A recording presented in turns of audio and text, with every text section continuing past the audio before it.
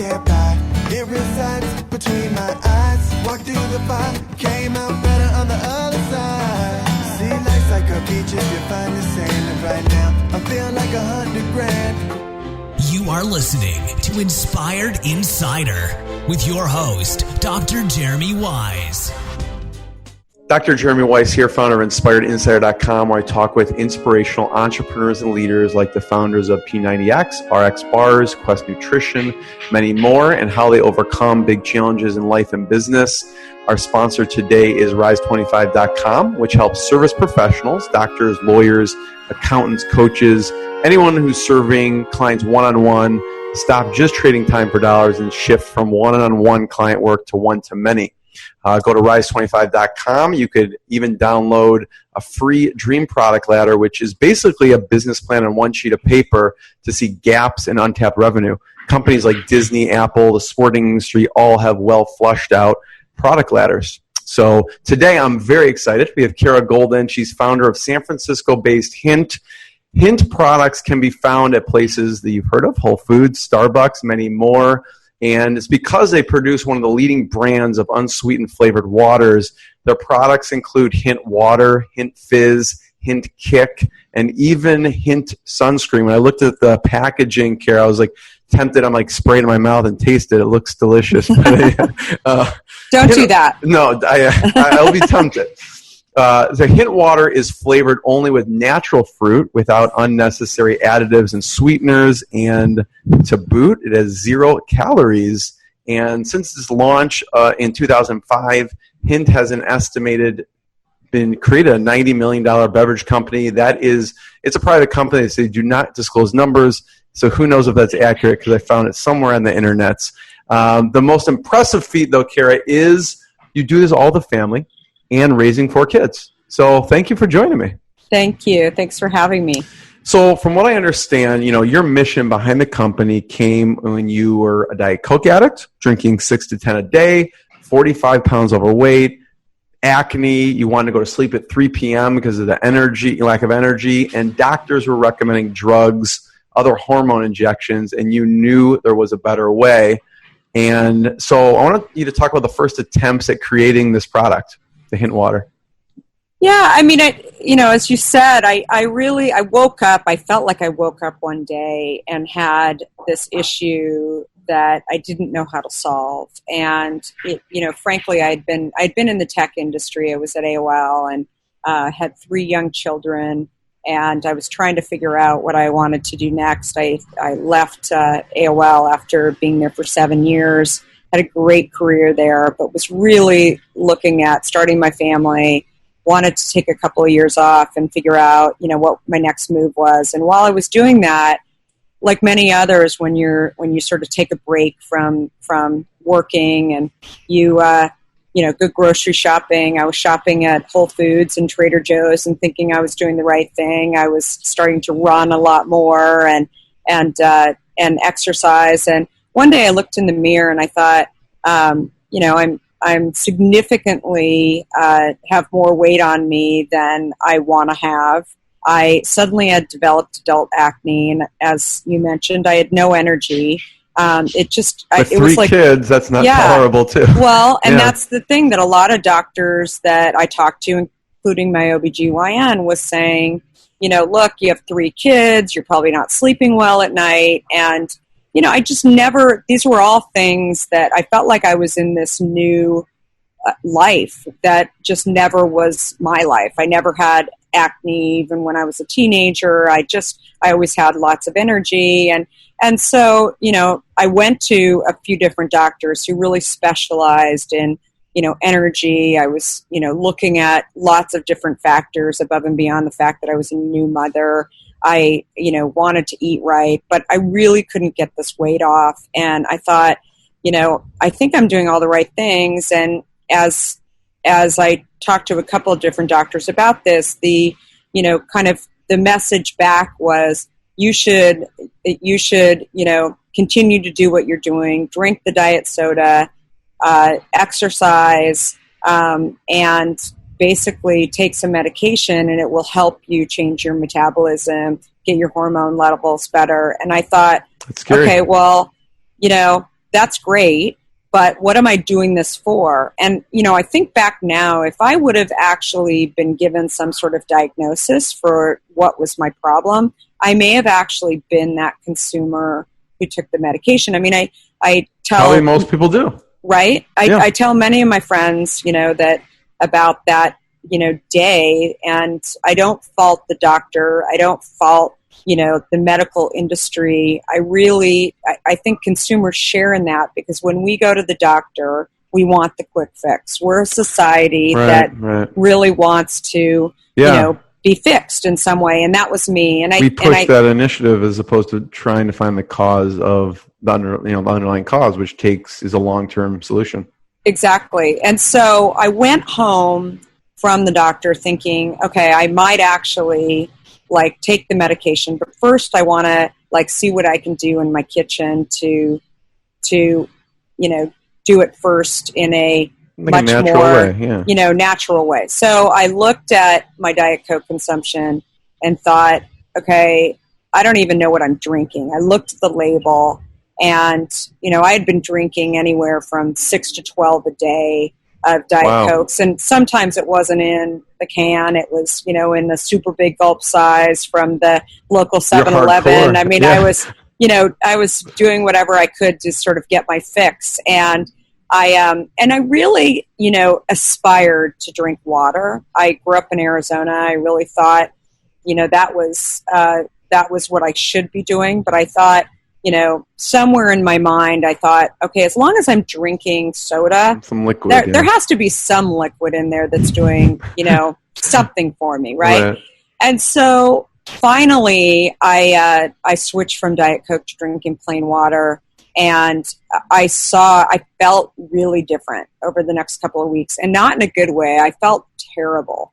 And I really went through, I think, detox without me actually calling it, which was a withdrawal, and a withdrawal from sweeteners. And my body, was really doing, a lot. I mean, now I think about it, and I think it's really an addiction. I mean, and I don't think addiction is just caused by sugar. I actually think it's caused by, people being addicted to sweet. And, today I look at consumers overall, and I think we've created consumers who are either addicted to sweet or who are addicted to sodium or salty taste. And I think there's very few people today who are obese because of, either one of those issues, but it's really the people who are, having both of these things are the ones that seem to, have the massive, problem with obesity, and plus genetics are probably involved in that too. But the average consumer today is, if you throw a cupcake or, something sweet down on the table and a bag of potato chips, and you ask people to choose, most people, tend to be able to choose pretty quickly. And for me, it was the sweet. And I wasn't sitting around drinking or sitting around eating, cupcakes or a piece of pie every day. I was drinking Diet Coke. Right. And so I, saw this difference over the next 2 weeks, and not only how I felt, but also how I looked. In 2 weeks, I lost over 20 pounds in 2 weeks. And then the acne went away. And all of these changes, my energy was coming back, and I thought, I'm really on to something. And I actually went back to the doctor that I had seen in New York and told him my story. And he was like, well, so, basically, why are you bothering me? I mean, you never took the medication, so why are you here? And I said, well, I just want to tell you, I'm really excited that I've done this on my own. And, and again, it's not, I mean, they have the medical industry has their own issues, right? They're not really paid unless they're sort of a doctor that's not taking insurance to spend a whole lot of time really understanding everything that you're doing. And so anyway, so I started to, be really excited about. You started experimenting in the kitchen a little bit. What was the first version of Hint Water? So basically I, was living this way. And after a few months, I started taking the fruit that was sitting on my counter because I aspired to drink more water, and cutting it up and threw it in. I'm with you on that. I don't love drinking water because there's no flavor to it. Yeah. So And so so it was raspberries. There were some pomegranates on the counter. There were, just basically any fruit that was on the counter. But so after I cut it up and I threw it in a pitcher and I put it in the refrigerator, it was great for about a day. But then it started to look sort of funky, and a lot of the pulp and from a lot of those fruits, it just starts to not look cloudy, so great. And right, exactly, it's not so great. And so I really started at that point to think, I wonder how I can actually create a product that can actually be sold in stores in a bottle that I can go buy with my salad instead of grabbing a bottle of, at that time, vitamin water, which had more sugar in it than a can of Coke, or, any of these diet sweetened drinks as well. And I took some fruit one day and I threw it on the stove, and I boiled the water out and boiled the pulp out of the fruit and started putting 2 to 3 drops in a bottle of water. And I thought then, the smegginess of the water isn't there anymore. Right. And, but there were lots of points along the way, including when I actually then took the product to Whole Foods in San Francisco and got it on the shelf. Yes. I realized that I actually didn't understand how to create this product in a way that was shelf stable and kind of ready for grocery stores and ready for prime time. Mm-hmm. And so the next 2 years was really spent, frankly, doing the impossible. And I never worked in the beverage industry or food industry, so I had no idea what I was up against. But those first 2 years were really getting my MBA in food production. Kara, I want to talk about the Whole Foods thing because that's a great story, but what felt impossible from the journey so far that you were able to overcome? Like, people told you this can't be done, and you've proven them wrong. And I guess people all along the journey have called you, spunky, I guess you would say. Sweetie. Right? Sweet, yeah. Spunky, like Steve K. I remember you, one of their talks, you said you were talking to Steve Case and he called you spunky because you say it how it is type of thing. So what have you proven to be possible that people thought was impossible? Well, to the average consumer, our drink is just water with some flavor in it, right? It's actually not easy to produce this product. Right. So people say, why aren't there lots of competitors out there? It's a very technically artisan product that is not that easy to produce. And the key thing that I saw in entering this market, and frankly why I almost gave up producing it 6 months into it, was that producing a product that is shelf stable. Today we have an 18-month shelf life on a product that has no preservatives in it. That I was told was impossible to do that. People said to me who had worked in the food and beverage industry for years, said, look, you are using real fruit and you either need to add a preservative to it or you don't use real fruit because it will go bad. Right. And so I kept saying what I learned in the tech industry, why? And no one could answer. And so I learned, it's interesting looking industry to industry. Right. When I grew up in the tech industry, and the thing about the tech industry is, especially in the early AOL days, like there was never, this is impossible. Like that word wasn't even part of anyone's dialogue. It was really about, we haven't done enough research on it. We haven't brought the right people into the room. No one's figured out how to do it, which is very different from it being impossible. Shutting it down. Right. Right. When I walked into the into the beverage industry and the food industry, the message was, oh, what you're doing is impossible. And so when I asked the question why, I had come from an industry that was really about, like, we don't know everything that we don't know, and one day someone's going to figure it out. In many ways, I look at the food and beverage industry, and it was like so negative to me that I thought, like, wow, you guys are all like, you've all put your own walls up in front of you just because the large soda industry or the large food industry has said like it's impossible. What if it actually is possible, Right. but we just don't know how to do it yet? So I think that was the biggest thing that I really brought into the industry was, I think if I would have come from the food and beverage industry, I probably would have had the same mindset. I would have been taught to put the walls up, but because I came from a different industry, I really thought differently about it. Yeah. You brought the tech mindset into the food and beverage. Yeah. So it's a really interesting story. Most people, Kara, make their first sale to their mom or their cousin Jim, and you make your first sale to Whole Foods, right? So how did you get into Whole Foods originally?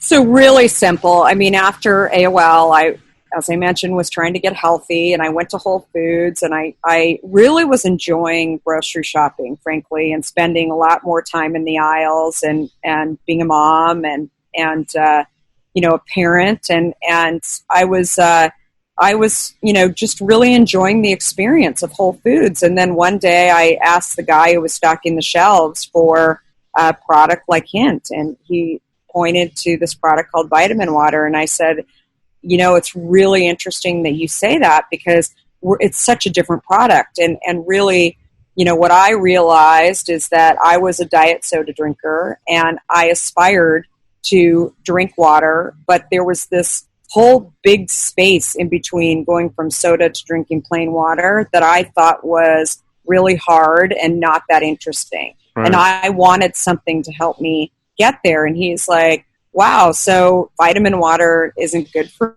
me? And I'm like, look, all I'm saying is it has a lot of sweet in the product. And if you're somebody like me who's decided that they really want to move away from sweet, a product like vitamin water is not good for you because it is so sweetened.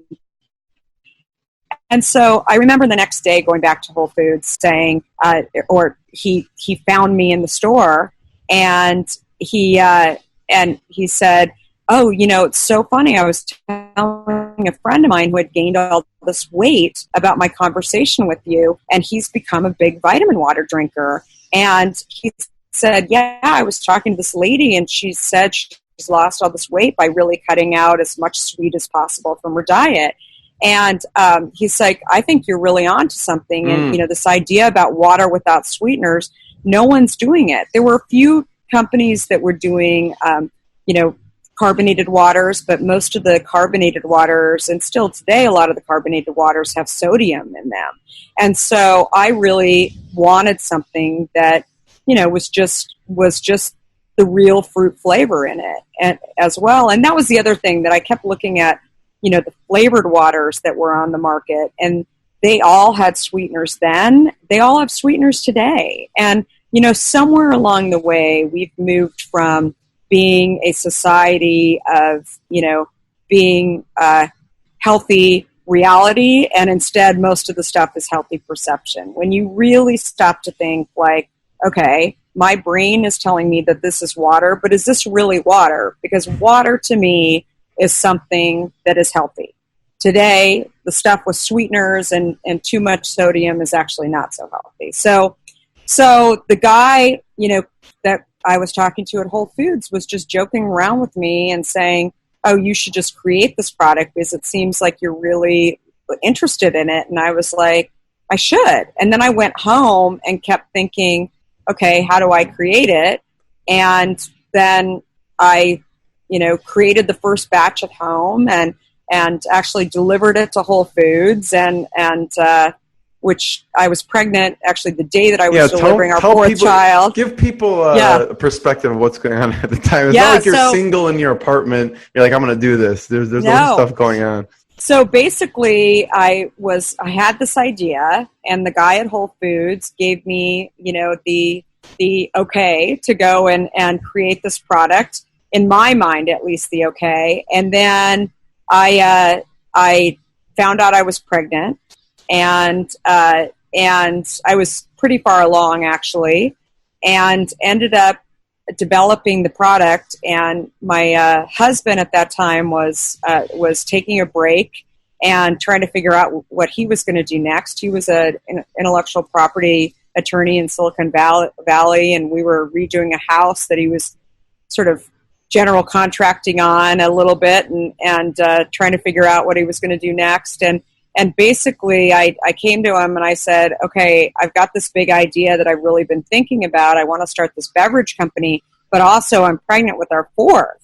And so there was no question that I wasn't going to do it. It was just basically like, I'm like, oh, by the way. And I made this announcement to him and was kind of like, I can't really believe that you're actually, saying that you're pregnant with our fourth, which wasn't planned, and you're launching this company. I mean, that's just so crazy. And so I was kind of chuckling, but then he said, so, what are you going to do? And I said, well, I took $50,000 out of our bank account, and I bought some, bottles and some closures, and, and I'm doing it. And he is like very concerned at this point.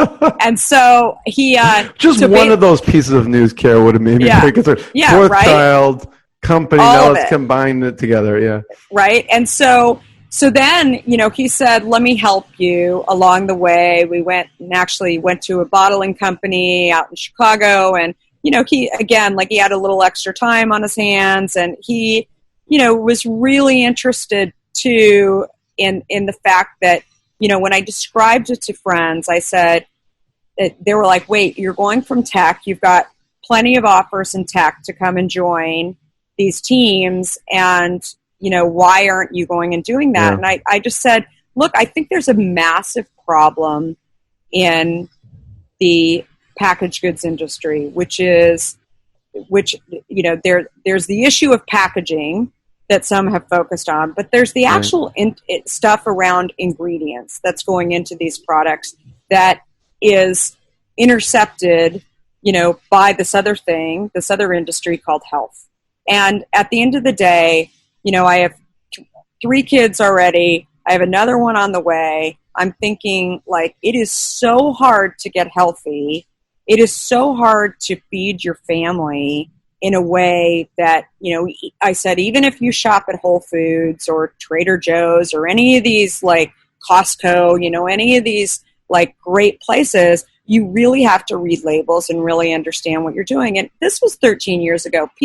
I think people actually thought I was lying. Like, friends of mine thought I was lying about the Diet Coke. Like, they did not understand. It almost sounds like a conspiracy, right? Like, at the time. They didn't understand. And I think it got to a point where people were like, okay, she really cares about this, but maybe she should go back to work because she's become obsessed with this, like, topic. And I'm like, I know, eventually, baby, I will. But in the meantime, I developed this product.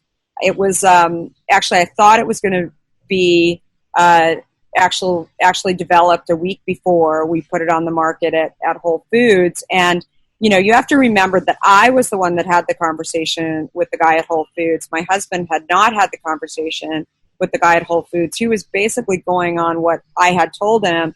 And so the day that I'm going in for a planned C-section, I said to him, okay, we've got the product here. We got it last night. Let's go take it over to Whole Foods. And he was like, well, you can't carry it. Like, you're super pregnant. You're going to deliver in Whole Foods. I'll go with you. And so we get in the car and go to Whole Foods, and he's carrying the case of Hint in. And I see the guy, and I hadn't seen him in a few months. And I said, surprise, I have, this product for you. And he's like, wait, what? And I said, remember I talked to you? And he's like, yeah, no, I totally remember. You were super pregnant. And I'm like, I know, I'm delivering this afternoon at 2:00. And, but before, I wanted to come over here and see if you would actually put it on the shelf. And he's like, wait, so you made the product? And I said, yeah, you told me I should go do it and you'd put it on the shelf. And he was like, I did? And I said, yeah. And your husband's so like sweating profusely at this point. he is. He's like, wait. So he's thinking, later I find out he's thinking, wait, what did he exactly say to you? And, Too late for that. and it was too late. And so then I gave him the box, and I was like, I really appreciate it, and I'll check in a few days. I'm going to take a few days off to go have a baby, but I'll be back and a few days. And come check in with you. I'll and take so a he night. called me. Yeah, so he called me the next day in the hospital, and my husband answered the phone, and I asked my husband who's on the phone, and he said, oh, it's the guy at Whole Foods. And I said, what did he say? And he said, the product's gone. And I said, oh, let me have the phone. And so I said to the guy, I get on the phone, I said, hi. I said, so who took the product? And I still didn't believe that someone actually bought the product. But and then he said, no, it's sold. The product is sold. That's amazing. Yeah. And so at that point, I really realized that others were looking for a product like mine, but there were a lot of other things along the way, as I mentioned early on, like figuring out how to produce a shelf-stable product. We knew nothing about how to get to market. I mean, I took it into Whole Foods to get them to, put it on the shelf. But in order to actually, have a scalable product, you need to go through distribution companies. You can't just deliver direct. I mean, it's just not scalable, not just because I can't be in all the states, but also it's just not the way they want to receive products. So there were a lot of things along the way. But I think a new tradition, Kara, should be any new product that comes out, you should have someone who's going to deliver in the next 3 days, hand deliver it to that store. Right? I know. You cannot say no, one, to a pregnant woman, and two, to someone who's about to deliver that day. I tell people all the time, you got to work it, right? Like if you're it was definitely, I think there was a little bit of guilt sitting with the guy as this pregnant woman walks up, and, her poor husband is behind her, carrying the case of Hint. Gosh. And I didn't, intentionally go in with sort of that feeling. I actually wanted to solve the problem for myself. 100%. Yeah. Thinking I wanted... Nothing was going to stand in your way. I mean, it didn't matter what state you were in, you're about to have a baby or not. It was just not going to stand in your way.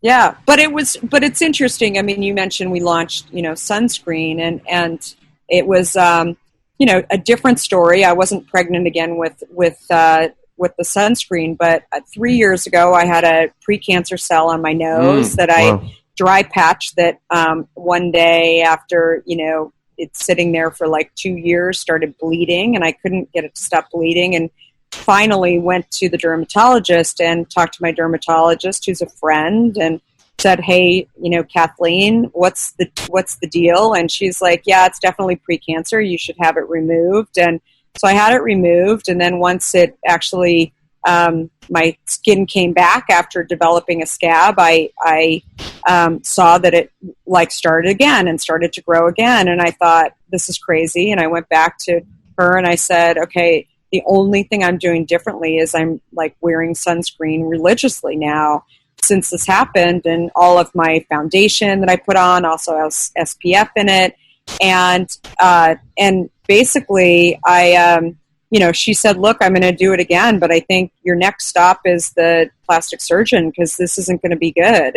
And so it really scared me. And I went home and looked at my sunscreens and did exactly what I had been doing for, the last few years with Hint, which was I looked at ingredients, and I did some research and found that there was an ingredient in sunscreen, and over 90% of sunscreens today, called oxybenzone, which is a sunscreen ingredient. It's an active ingredient in sunscreens. It's used to block UV, and basically it was approved by the FDA in 1976, but it was under a great deal of scrutiny back in 1976 prior to being approved, because the Center for Disease Control had done some research on it and found that in some studies, the oxybenzone actually enhanced precancer cell growth under the skin to grow. Wow. And so somewhere along the way, it still was approved. And,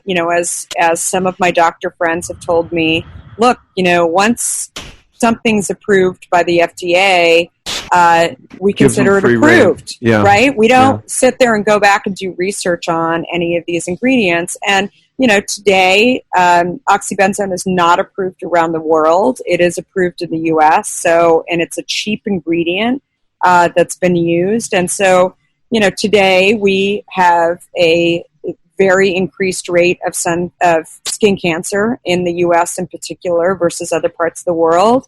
And, most people think that it's because ozone layers are, changed, or, we use tanning beds more, or, what we don't wear sunscreen. But, what if it was because we've been putting oxybenzone on our skin and basically activating any precancer cells underneath our skin? And especially when you think about, parents. In addition to the, horrible diets, like you said, I mean, the sweetness and all that stuff also contributes to all that stuff also.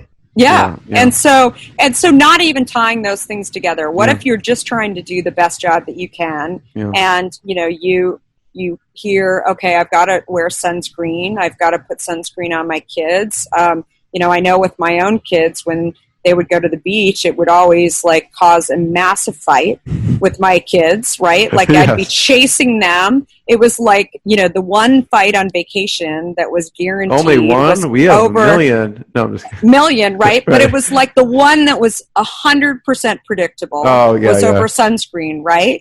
And so, when you think about sunscreens, at least, the sunscreens that I remember, it was really about having any sunscreen to put on. It was, some were better than others, some were aerosols versus, but it was really, about feeling. It wasn't about smelling. So when I decided to go back to my kitchen and create a sunscreen that didn't have oxybenzone in it, and I know when I've taken employees or friends to our plants to experience bottling Hint, everybody says, wow, the smell is amazing. Like when we're bottling grapefruit, that we're bottling grapefruit. Yes. And I thought, what if we actually use the essences from our fruit to scent the sunscreen? I believe it creates an experience that people will want to wear the sunscreen.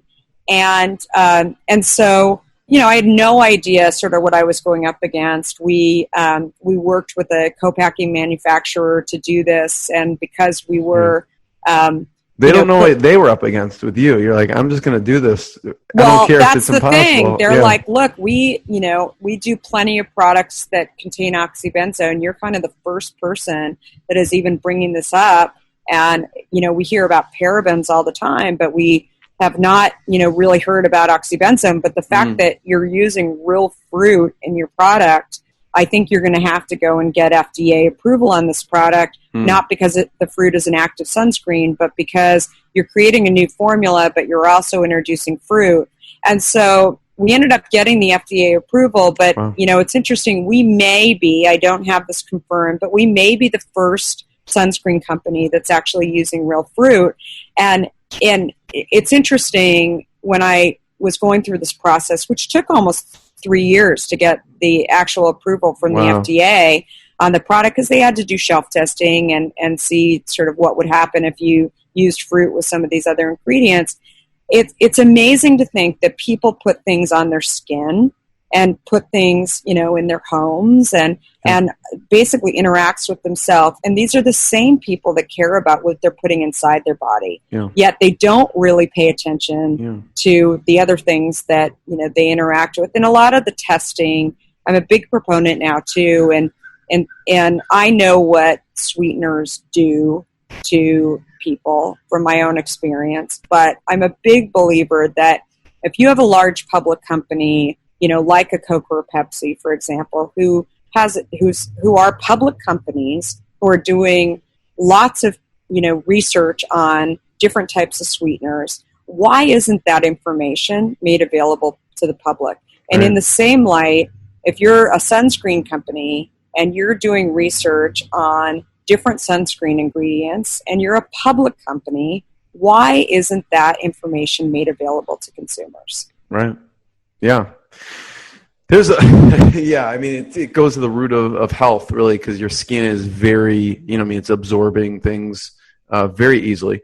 Kara, I just want to ask two more questions. I know you're very busy and have a million things going on, but there's a lot we won't be able to get to because I'm really interested. People should check out, for one, drinkhint.com, and there's several many videos and posts that you have about the health benefits and just about the story. And they have many great flavors that you can check out on their website, and then the sunscreen too. But you always go up against you go after whatever the hardest thing is. And, you knew when you launched in New York City, it's one of the hardest places to launch in when you launched originally. What was the launch like when you originally launched in New York? Yeah, so, it was interesting. My husband's a New Yorker, and so as I started to see that we were getting traction in the San Francisco market, I was getting really excited, about our success there in the San Francisco market. And he was, he came on very early on as our chief operating officer, really to, he talks now about how, we're married, we work together. A lot of people are like, there aren't very many people that can do that. He speaks very lovingly about how when I had this idea, he thought that there was, no better person to help make this a reality than him. Sure. And so as he started to become more and more a part of this company and a part of this idea, he said, look, I don't have consumer products experience, but what I can tell you is that I believe if you want to be more than a niche brand, you really need to see what the East Coast says about this company. And I think that you will, while it might be more expensive to go into New York and more competitive, you'll fail faster. And if you actually know if you're going to fail in New York, because I said, I agree. I lived in New York. I get it. If you can't make it in New York, I don't know if you can make it. That the consumers are very opinionated. They know what they like.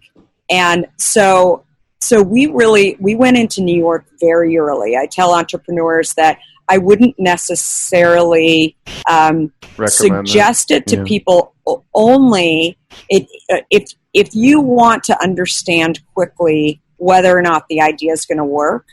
I'm one of these people that launches something and wants very fast success.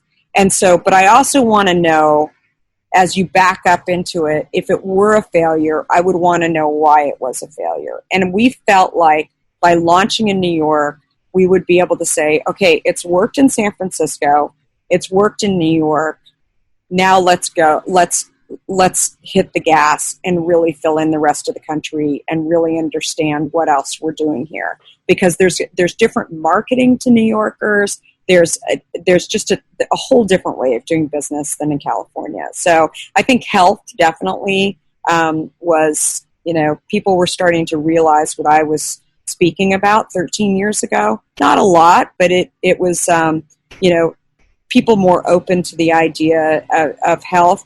In New York, it was, there weren't as many people thinking that what I was talking about was important. So we launched it in New York and, with Whole Foods as well. And it was basically we learned a ton. I mean, I'll say this about the New York market, at least as it relates to food and beverage. It's more labor intensive. It's very competitive. I would say that if there are, 100 beverages on the market in the Bay Area or Los Angeles, there's 1,000 beverages in New York City. And so it's, so you have to constantly be monitoring and watching it. And I think it's also being at the right events, getting it into the right people's hands, and then, and really having a great tasting product, and then people will follow. But the product today, I mean, I talk about, products like Red Bull today. I mean, Red Bull has been this amazing success over the years, but no one I know actually thinks Red Bull tastes great, right? Like, it's like today Red Bull. I don't think I've ever tried a Red Bull, but yeah, I've heard the same thing. Yeah. I mean, it just doesn't taste good, right? And today, I don't think that you can launch a product that doesn't taste good. The consumer is very, or at least you could have a niche product that doesn't taste good, but you couldn't develop a mass product that doesn't taste good unless it does something for you. Yeah, that is very clear that it does something for you. So I've said that to people before, and they've said, well, what about kombucha? Like, a lot of people don't think kombucha tastes very good. And I tell people very openly, and shocks people a lot, that kombucha is fermented mushrooms. What is fermentation? It's an alcohol. So you are getting a slight buzz off of the kombucha. And so will people drink stuff that doesn't taste good if you're going to get a buzz? The answer is yes, right? And that is why kombucha works. But beyond that, that is the only product that I know of the last 10 years that has really been able to do it. Kara, last question, to take it full circle. I mean, the reason you started this company was for, an overall mission of health, right? And what you found was chemo patients were drinking it. Can you talk a little bit about the feedback from people in that, I guess, realm that discovered Hint? Yeah, so, I always wanted to start this company to, I talk to a lot of people who say, I just like you, I wanted to start a beverage company, or I wanted to start a consumer products company. And my mission was, and is still today, for the consumer. So I'm a consumer advocate. After leaving AOL and doing some deep diving into what I wanted to do with my life, I actually thought about going back to law school and potentially becoming a lobbyist, because of all the stuff that I was finding out about, that we had sort of quick approved that probably is not in the best interest of the consumer. And instead I thought, if I could deliver a $2 bottle of water to people and get them to drink water, I can do a lot more, a lot faster for health than actually being a lobbyist trying to change what the FDA is doing. And so that's always been, the mission. And then as it relates to cancer patients and chemo patients, probably a few months after we launched Hint, I heard from a consumer that was going through cancer. And they said, we're so happy we found your product at Whole Foods. I'm going through chemo, and it really helps to mask the metallic taste that I get in my mouth. And I didn't have a lot of experience with cancer and chemo. Fortunately, nobody I knew had sort of been through it. And so I asked if I could, reach out and talk to them, because I was just very curious why Hint and why it is helping them do that. And so it ends up, when you go through chemo, you get a metallic taste in your mouth. And the problem that you have with chemo too, that I had heard, was that, your stomach, your gastro is really screwed up. And killing good cells and bad cells. Exactly. And so the biggest challenge is that you want to drink more water, but when you drink more water, plain water actually enhances the metallic taste that you get from this chemo. And so instead, if you introduce something that has a lot of sugar in it, chemicals and sugar in it, then it actually makes you nauseous. And so we started hearing this from consumers that they were using it. And then after a few months or a couple of years after launching Hint, I would continue to hear it. I had a friend who was going through breast cancer, and honestly, like, I didn't even think, tell her while she's going through this horrible situation, go drink some Hint. It seems a little self-serving, right? Yeah, and so she called me and said, I was at my chemo, and there was a woman who was drinking peppermint Hint.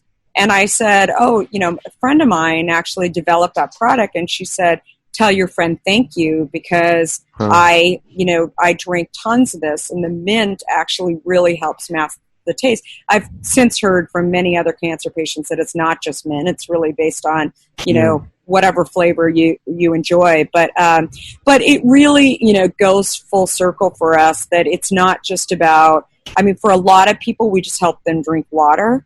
Then there's other people who, reach out to us, say, hey, you're helping me to keep the weight off. You're helping me not have type 2 diabetes.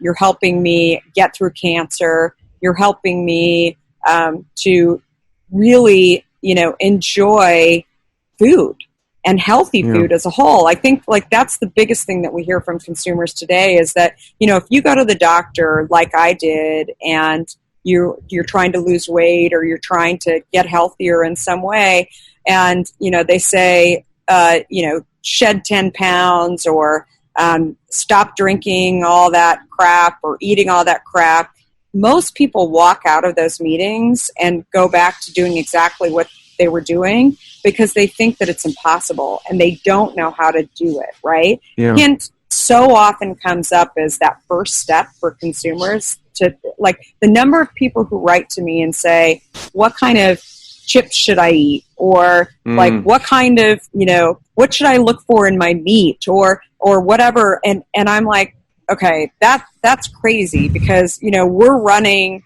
a beverage company and now a sunscreen company, but it's hard, right? And so we really get people thinking about ingredients. Yeah. Doctors call you too, probably. 100%. And I think, it's a whole other episode really, because I think that the challenge for so many doctors today is that while they're recommending Hint to their patients, many endocrinologists as well as oncologists and people who are OBGYNs who are trying to help their pregnant patients get off of diet sweeteners, especially while they're pregnant. It's a tricky thing because many doctors cannot actually talk about things like diet sweeteners because the research is still early and they don't want to say until it's definitive. They don't want to make a statement. Well, and what's really challenging, a lot of people say to me like, hey, I was in the hospital and the stuff on the tray is ridiculous. I'm getting served juice on the tray. It's like I said, it's a whole other episode, but many hospitals, many educational universities are sponsored by these large soda companies still today. Yeah. And so they don't want to be the doctor that, you follow the trail back to where the source well, they can't. They'll be fired. Yeah. And they don't want to be the professor that is, sitting here talking about, diet sweeteners because there's vending machines that have, Coke and Pepsi in it. And, you think about it too, and again, it's another episode, but a lot of people have said to me, like, what is the incentive?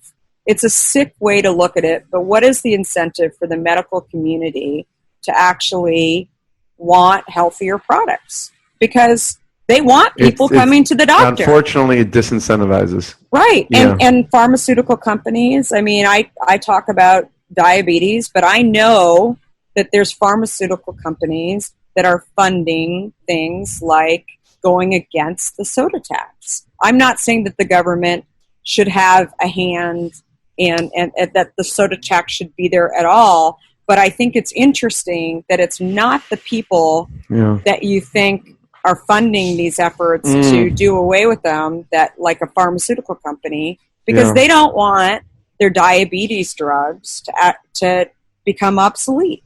They like the fact that they're selling drugs to control type 2 diabetes. So it's not just the sugar industry. It's not just, the Monsantos and the obvious, characters out there. It's really, for us, we're an advocate for the consumer to create better health, but it's, I just tell consumers that it's tricky. So we also, you mentioned drinkhint.com. In addition to sort of trying to give consumers better information, we also sell products online because it's, while we're in many, many stores, it's also, as sugar and sweeteners are really becoming, really a target for the the soda industry, they're doing whatever they can to get more shelf space, and they're paying millions and millions of dollars to maintain their share and be relevant. So, so we have a significant business going online where we ship beverages to direct to sunscreen to consumers, and you can get on a subscription program as well. So anyway, it's exciting. There needs to be a Hint Netflix documentary about this. So I'm just going to put it out there for anyone listening. On this topic. I love it. But Kara, thank you so much. Thanks for your time. This is amazing. Everyone go to drinkhint.com, check out their products, their information, and thank you so much for listening. Thank you so much for having me. This is great. What I got, you can't buy. It resides between my eyes. Walked through the fire, came out better on the other side. See, life's like a beach if you find the sand. And right now, I feel like $100 grand.